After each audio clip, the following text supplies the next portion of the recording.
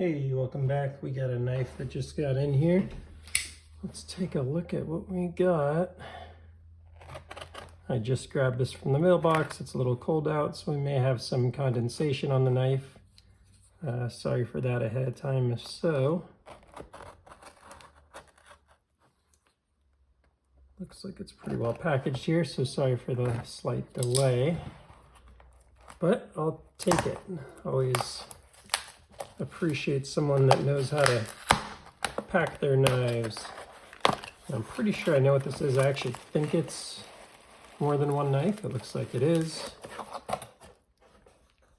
And very excited to get my hands on this one. I think I'm going to do this one on a separate video. We'll see. We'll start with this one and we'll go from there. Double wrapped here in a bubble mailer. All right. Let's see what we got. Cool. Yeah, the Arno Bernard. Oh, and with the flipper delete iMamba, I forgot he had that here.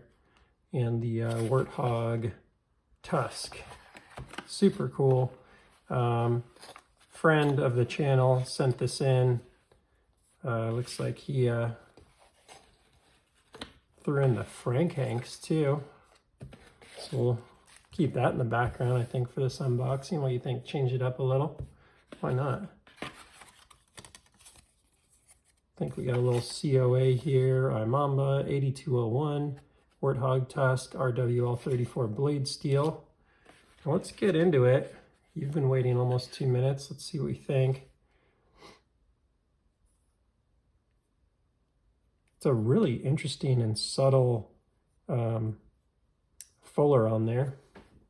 It's going to take a minute again for this to warm up to a point where the blade doesn't get condensation on it. So apologies ahead of time for that, but let's try and get it cleaned up real quick. I can tell you immediately the action is pretty spectacular and impressive.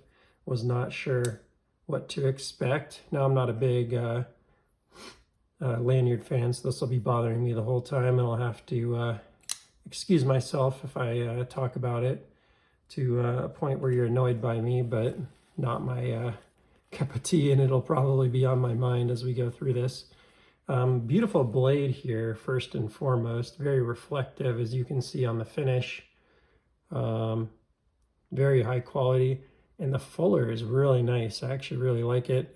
The Tusk inlays are super impressive. Let's get a quick zoom in here on what we got.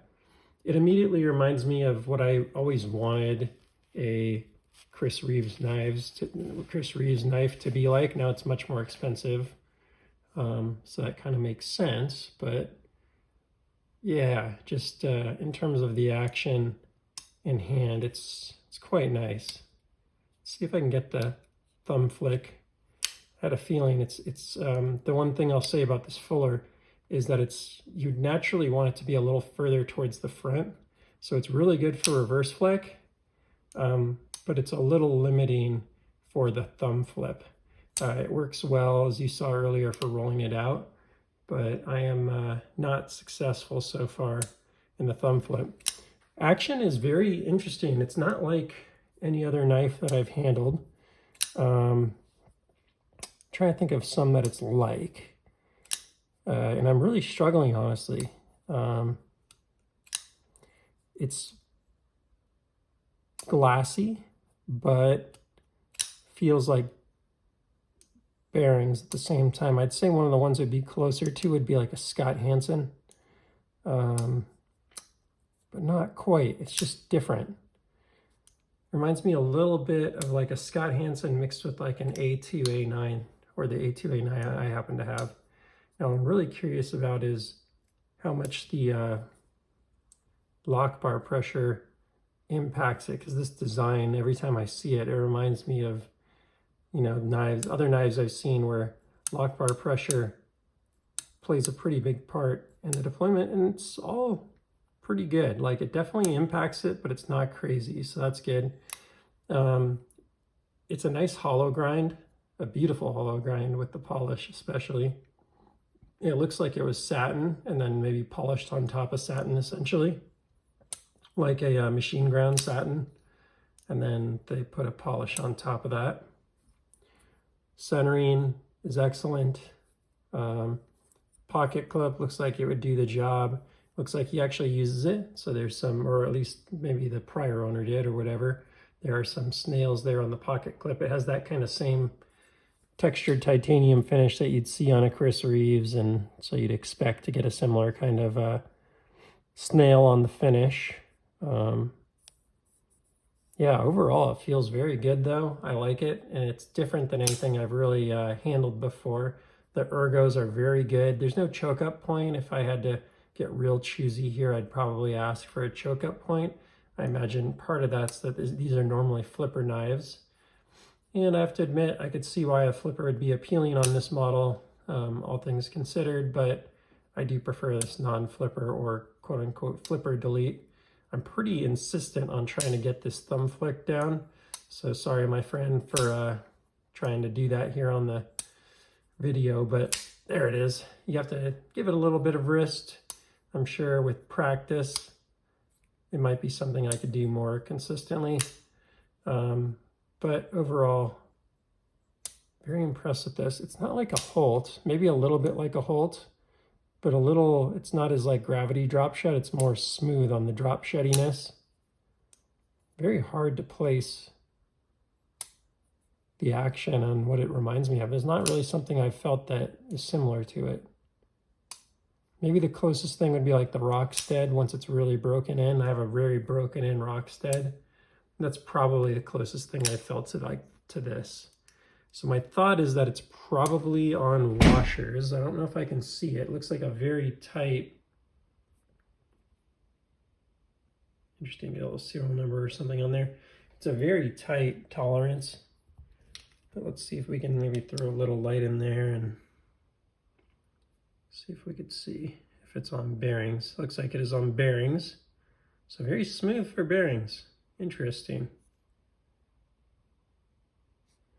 At least I hope that's what I was seeing there. I'm sure someone will correct me if I'm wrong. The Tusk is pretty cool. Warthog Tusk. I don't know that I've seen that on a knife before, or been compelled to put Warthog Tusk on a knife before, but it's got a nice kind of ivory look to it. A little bit of like a beige ivory look to it.